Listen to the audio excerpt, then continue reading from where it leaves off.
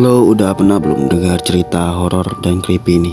Namun sebelum lanjut ke video, ada baiknya untuk teman-teman untuk subscribe, like, komen, agar saya lebih semangat lagi untuk membuat konten yang misteri, horor, dan urban legend, dan fakta unik yang lainnya. So, langsung aja ke videonya. Ada seorang wanita yang tinggal di pinggiran kota. Dia tinggal di sebuah rumah kecil dan anjingnya. Setiap malam, dia akan selalu menyiram kebunnya. Dia kemudian akan kembali lagi ke dalam rumah dan duduk di kursi yang besar di dekat perapian. Dia akan pergi ke kamarnya dan tidur. Dan biasanya anjingnya tidur bersama dia atau tidur di tempat perapian biasa. Suatu malam, setelah wanita itu selesai berkebun, dia masuk ke dalam rumah, duduk di dekat perapian dan menyalakan radio. Dia sedang mendengarkan radio favoritnya ketika radio itu mengumumkan, "Peringatan, ini bukan latihan. Seorang pasien di rumah sakit jiwa ST Mart telah melarikan diri. Pihak berwenang sedang mencari seorang pria tersebut. Ciri-ciri adalah kepala dicukur dan tato di pipinya."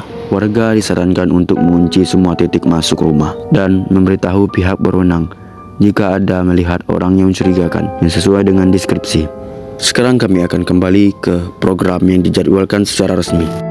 Meskipun dia akan terjaga kembali beberapa saat lagi, siaran itu telah membuat tulang punggungnya menggigil dan membuatnya ingin pagi segera tiba. Dia bangkit dari kursinya dan mengecek semua jendela dan pintu depan telah terkunci. Dia kemudian pergi ke tempat kamarnya dan berbaring di tempat tidurnya. Dia mulai mengantuk dan pikiran terakhirnya adalah, apakah saya akan memeriksa pintu belakang itu untuk memastikan apakah sudah terkunci apa belum. Beberapa jam kemudian dia terbangun. Dia kedinginan dan memiliki firasat buruk. Lebih buruk lagi, ada suara menetes mengerikan yang datang dari suara tempat di luar kamarnya. Dia terdiam ketakutan.